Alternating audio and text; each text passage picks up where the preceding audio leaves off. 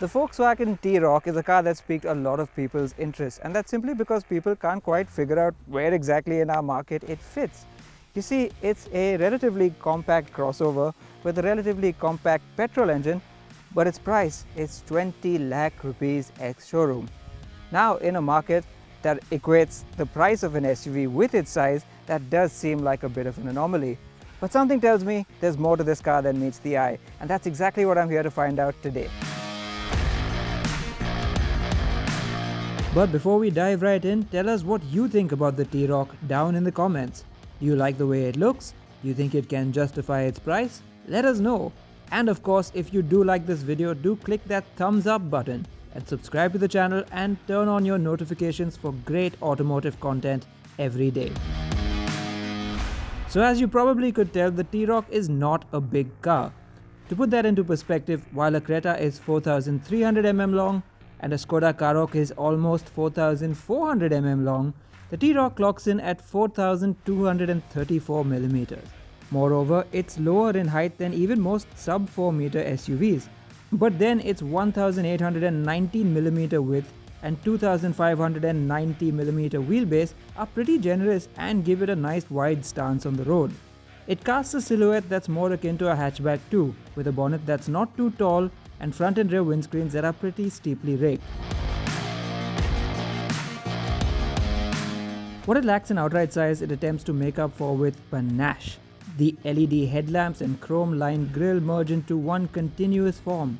There are neat LED DRLs which actually double up as indicators.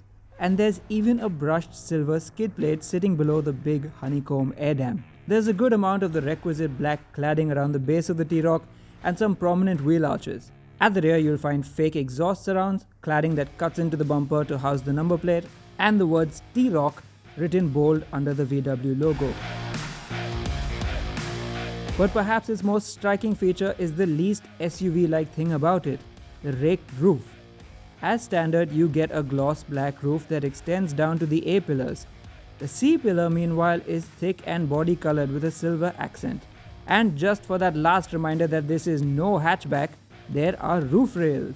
Since the car is so small, the 17-inch alloy wheels fill the arches nicely. And while you could have your T-Roc in black, white or grey, you should have it in orange, blue or this rather striking curcuma yellow. While we're out here, it's also worth noting that the boot at 445 litres is not huge, but it will take a set of weekend luggage for 4. Now let's go check out the inside. The interior of the T-Roc, and well, it's very Volkswagen, by which I mean there are lots of dark colors, a lot of straight lines and a lot of sharp angles, and very, very good quality. Okay, I wish there was some soft touch plastic. This is not, but it's just so high quality and everything is so well screwed together, it's really hard to point fingers at it. They've done some things to liven things up, like use multiple colors of plastic all over the cabin. They've even got 3 color upholstery for the seats. I also like how they've canted the touchscreen towards the driver a little bit, and also this really crisp set of digital dials. It looks very, very good. But this is a 20 lakh crossover after all, and let's see what they've done with the equipment list. Some of the highlights are dual zone climate control, a crisp and customizable digital instrument display, an 8-inch touchscreen with Apple CarPlay and Android Auto, electronic parking brake with auto hold, 6 airbags, tire pressure monitoring, fuel-saving engine stop-start, heated mirrors, a panoramic sunroof, rear disc brakes, front and rear parking sensors, and much more.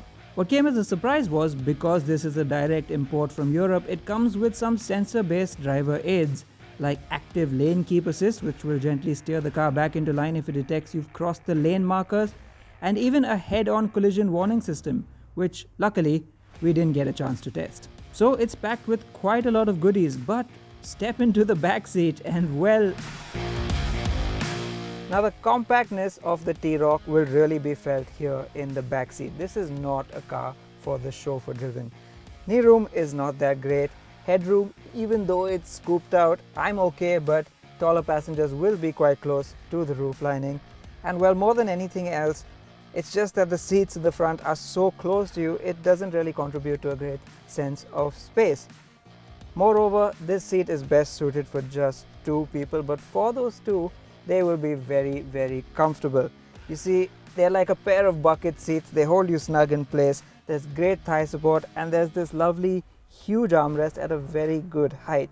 Moreover, there's a sunroof. It's a panoramic sunroof, not the largest, but then this is not the largest car, but it does wonders to assist in giving this car a slightly airier feel. Other nice touches here are cup holders that can be adjusted for size, and adjustable rear headrests and 3-point seat belts for all 3 rear passengers. Just wish there was a USB port for charging. You only get a 12-volt socket. Now, time to get behind the wheel and see what it's like to drive.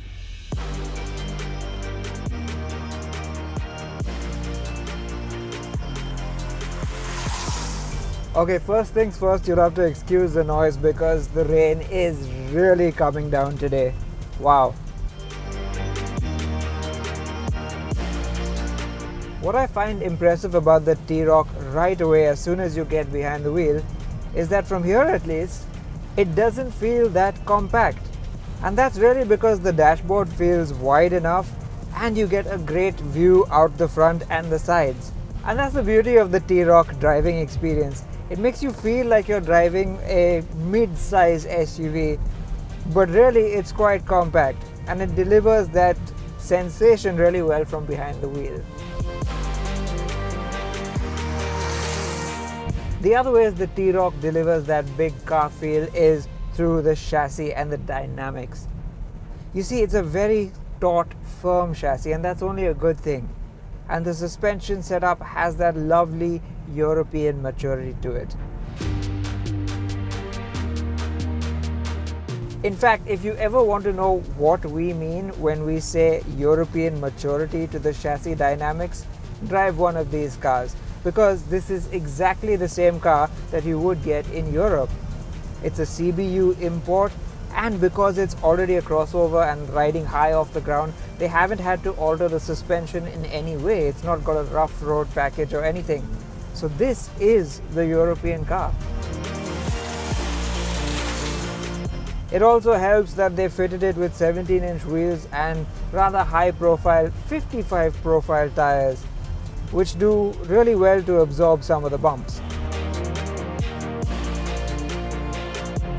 Okay, there is a little bit of busyness over undulations that you might feel, but apart from that, it's got this rock solid, super planted ride quality. So while it might move you around the cabin a bit over smaller bumps at low speed, go a bit faster and it absolutely flattens everything that goes under its wheels. As you pick up the pace too, it just gives you so much confidence. And that's partly because though it may not be a very long car with a very long wheelbase, it is quite wide for a car of this size. And correspondingly, it's got pretty wide tracks. So it's got a very planted stance on the road. Handling wise too, it is pretty good. Because it hasn't been set up overly softly, you don't get a lot of body roll, so it stays nice and controlled in a corner at speed. The steering, okay, perhaps I would have liked a little bit more weight and feedback from it, but overall it's really good. You can have a lot of fun with this car. In fact, when you're really pressing on, it feels like a tightly controlled large hatchback to drive. And for a high-riding crossover, that's high praise indeed. And before we forget, nope, it doesn't get all-wheel drive. This is front-wheel drive only. So what about the powertrain then? Well, it's the Volkswagen Group's new 1.5-litre TSI Evo engine, the same one we saw in the Skoda Karoq, and it makes 150 horsepower. And while it felt plenty quick enough in the Karoq, in this smaller, lighter T-Roc, you can bet it feels even quicker. In fact, in our preliminary testing, it did 0 to 100 in less than 10 seconds. And when it comes to mainstream family cars, if it does a sub 10 second 0 to 100 time, it's considered pretty decently quick in our books. The in-gear or rolling acceleration times for overtaking are rather good too, thanks to VW's ever-impressive 7-speed DSG gearbox, which manages to be smooth when you're driving peacefully and lightning quick when you're being aggressive. There are of course paddle shifters that you can use to take control manually, but I find leaving it in S or Sport mode handles things quite well on its own. The engine itself is really rather good. It's very refined at low revs and it can get a little bit boomy as you rev it out, but it's not too bad.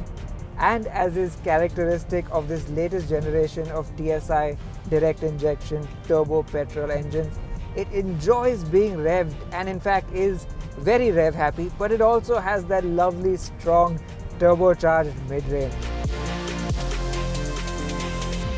In fact, if you keep your foot down in sport or manual modes, it will rev all the way to the 6,500 RPM redline. So it's a little bit of both worlds, and whichever way you cut it, it's a lot of fun. So, looping back to the start, just where does the T-Roc fit in the Indian marketplace? To answer that, you need to abandon the idea that it is an SUV, because it's not. What it is a crossover that leans heavily into its on-road ability, which comes at the cost of the traditional SUV space, practicality, and road presence. It's good for a small family or an individual who occasionally travels with friends, and it has its own distinct style and delivers big on driving dynamics and feel-good factor. And yes, there is a niche market for that because VW has managed to sell out almost all of its 1,000-unit import allocation. To put it another way, we've always wondered if VW would ever bite the bullet and bring in its full-size hatchback, the Golf, to India. But it hasn't and it won't, because the idea of a hatchback so big and expensive simply would not work here. The T-Roc then is the Golf they can bring here, thanks to its added crossover appeal and practicality. And right now, there's nothing else quite like it on the market.